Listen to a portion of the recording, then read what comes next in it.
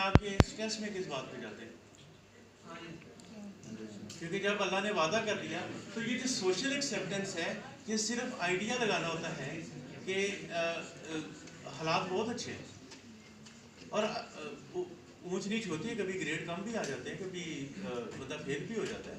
कोई ऐसा नहीं है जो कहे कि मैं दुनिया में आया और मैं सारी कामयाबी ही लेता रहा, ऐसा नहीं होता, अप्स एंड डाउन आते रहते हैं। आगे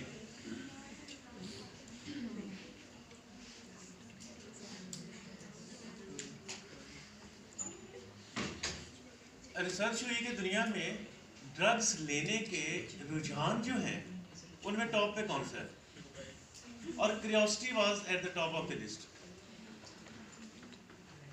आपने सुना कि जो चर्स है ये पीने से आपको, ये मैं सोच के फिक्रा बोल रहा हूँ, आपको फिक्रा गलत लगेगा, कलर्स सुनाई देते हैं। हाँ, ये मैं सोच के बोल रहा हूँ, ये फिक्रा गलत नहीं बोला मैंने। कलर्स सुनाई देते हैं और म्यूजिक दिखाई देता है। ये कंडीशन भी होती है जेनेटिक। अब ये सोच के तो नहीं ना मोटिवेट हो जाता, क्योंकि कलर बहुत ब्राइट नजर आते हैं आपको, ऐसा लगता है कि कलर आपसे बात करते हैं।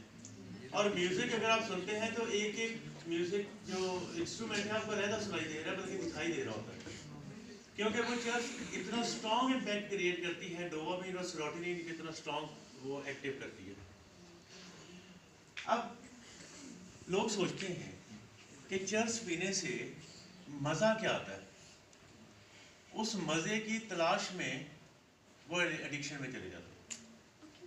उन्हें शराब पीने से क्या मजा आता है, शराब शुरू करके वो अल्कोहलिज्म में चले जाते हैं। इसमें भी बात करूंगा कि अल्कोहलिज्म क्यों है और ड्रग एडिक्शन क्यों है। बहुत सारे लोग तो चर्च को ड्रग लेते ही नहीं है। आइस जो आई हुई है, जो ड्रग अभी है, वो तो उसका इलाज है या नहीं? That would be a last stage of the ice के इफेक्ट्स? यस, नहीं, आइस तो बड़ी स्ट्रॉन्ग ड्रग है, हार्ड ड्रग्स में। Stage of the like drug addiction. हाँ, it's highly addictive, it's highly. They don't have any like treatment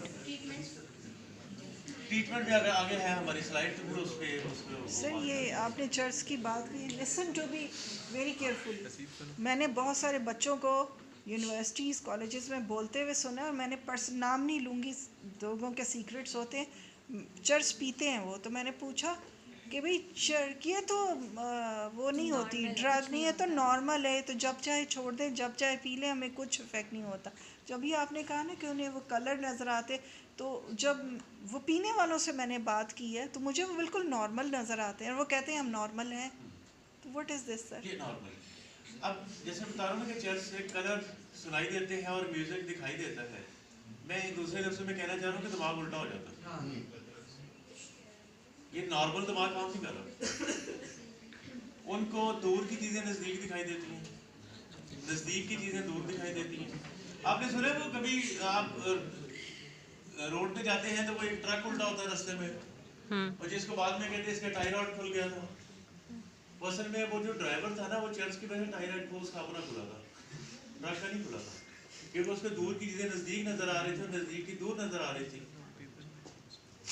तो अब मैं कहना ये चाह रहा था कि ड्रग्स की जो क्यूरियोसिटी है ये मैटर कर देती है कि जब लोग ड्रग्स की तरफ उनका रुझान, उनका ट्रेंड ज़्यादा होना शुरू हो जाता है, क्योंकि वो ड्रग्स को नॉर्मलाइज करते हैं।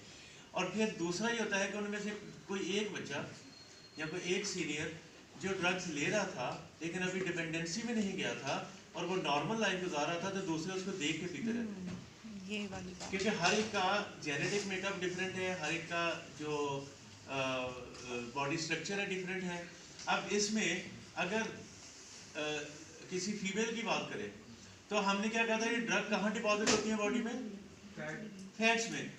तो खवातीन में फैटी कंटेंट ज़्यादा होता है, उनको आसानी से ड्रग एडिक्शन हो सकती है, और फिर उनको डोज ज़्यादा चाहिए होगी एज कम्पेयर टू मेल अपनी उस पीक में पहुंचने के लिए, और डिपेंडेंसी भी उतनी स्ट्रांग होगी, डिटॉक्स भी उतना मुश्किल होगा, और ट्रीटमेंट भी उतना ही मुश्किल होगा। और फिर हमें अपने बायोलॉजिकल डिफरेंसेस भी ध्यान में रखने चाहिए, क्योंकि लड़कियों को ज़्यादा अफेक्ट करती है drugs as compare to mail.